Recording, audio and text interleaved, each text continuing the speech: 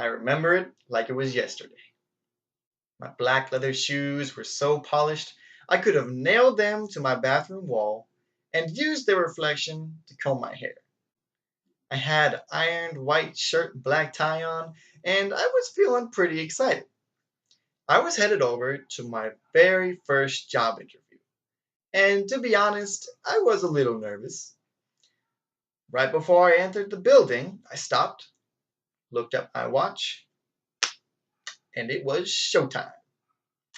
So there I was, laying it all out on the line. The interview was fairly short.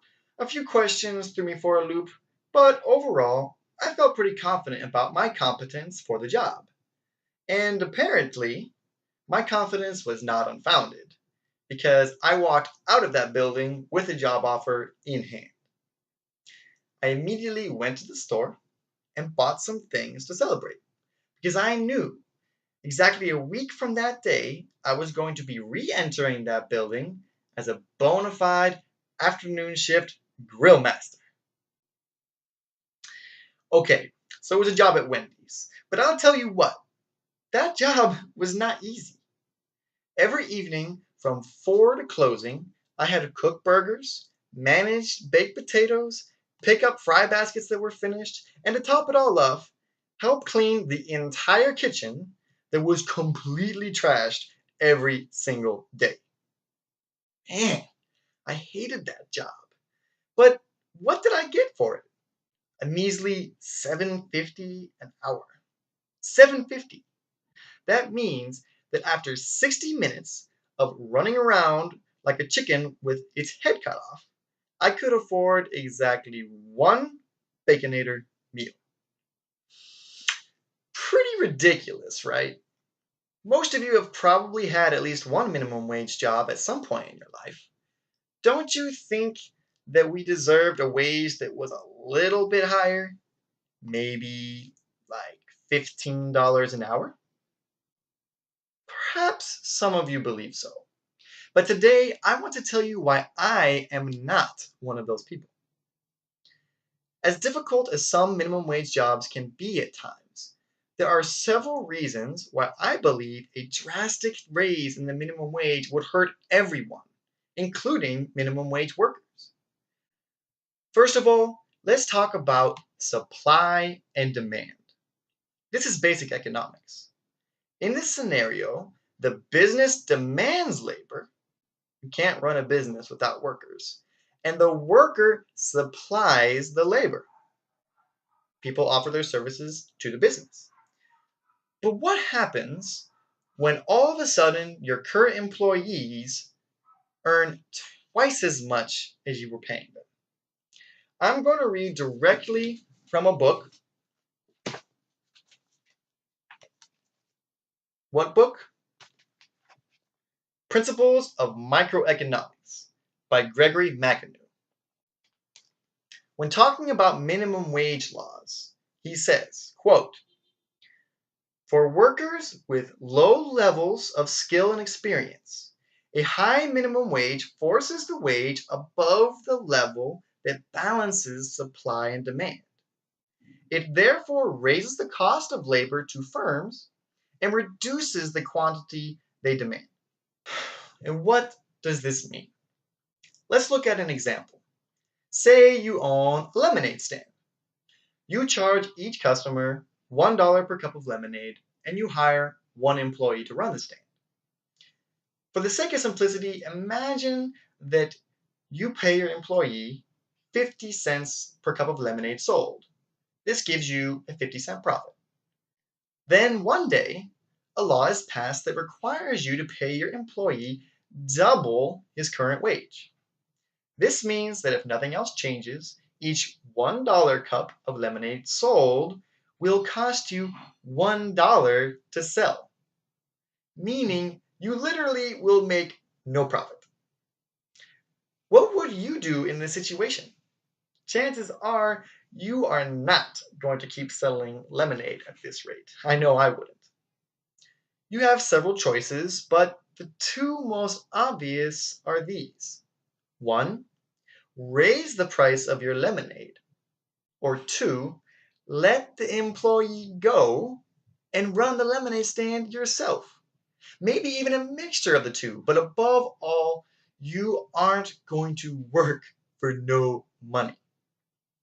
This scenario, although theoretical, can help us see in simplified terms how drastically raising an employee's salary will have concrete repercussions. Now, when speaking about raising the minimum wage, I think it is very important to distinguish the scope of the change. Let me explain why this is important. In an article from the Washington Post called "No, Raising the Minimum Wage Does Not Lead to Layoffs," Jared Bernstein states that raising the minimum wage even to $15 an hour would not have adverse effects. Why does he say this? Because after talking to several fast food restaurants who pay well over the current minimum wage, the Washington Post found that these restaurants had almost no turnover. Additionally, their employees were motivated to work even harder because of the higher pay, leading to higher productivity and consequently higher sales. Makes sense, right? But here's the catch. This is an example where an isolated number of restaurants offer higher wages, meaning they are surrounded by other restaurants that only offer the current minimum wage.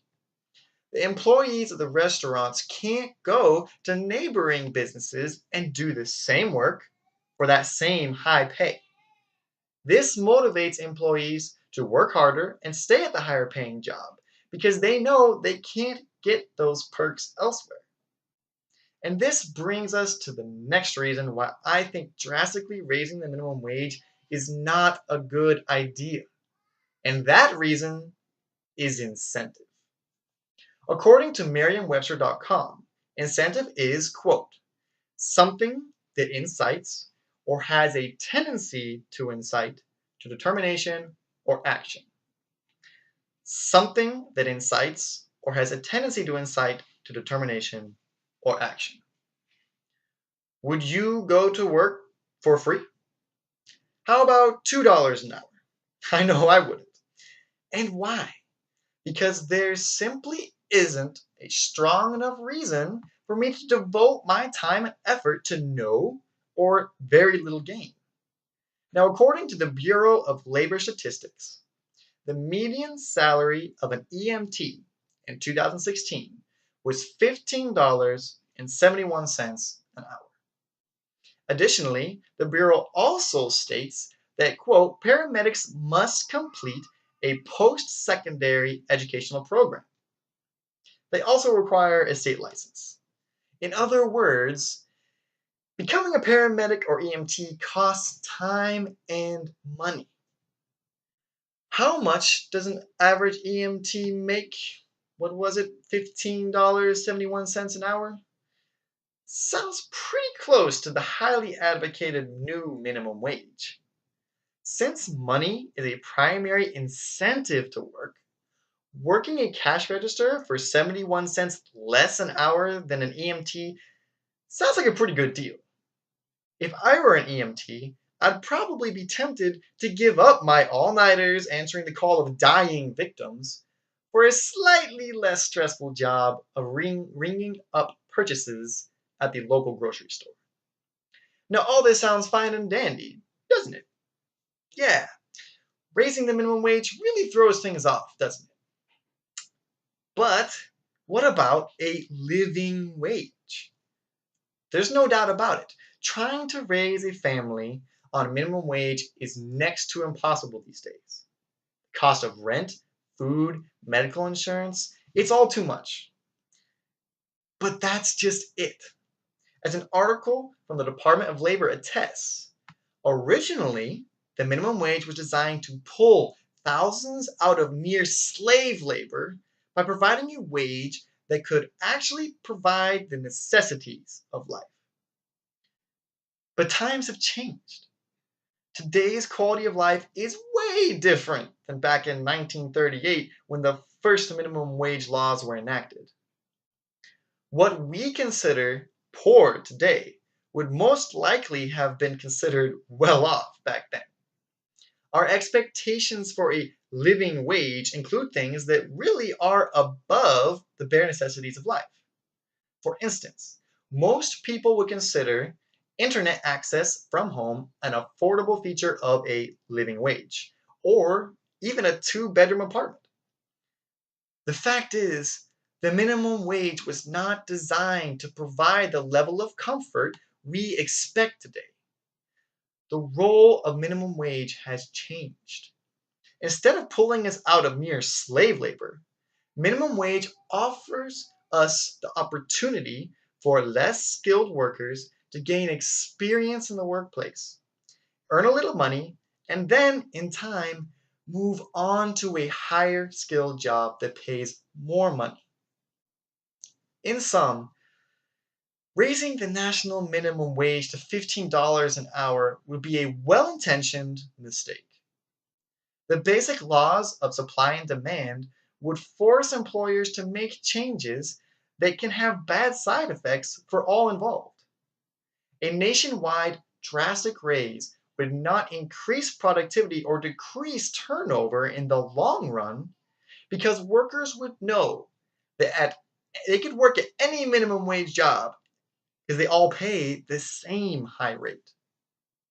Additionally, incentive is what drives us to act, and a higher minimum wage could encourage others to leave more skilled, stressful jobs to less skilled ones.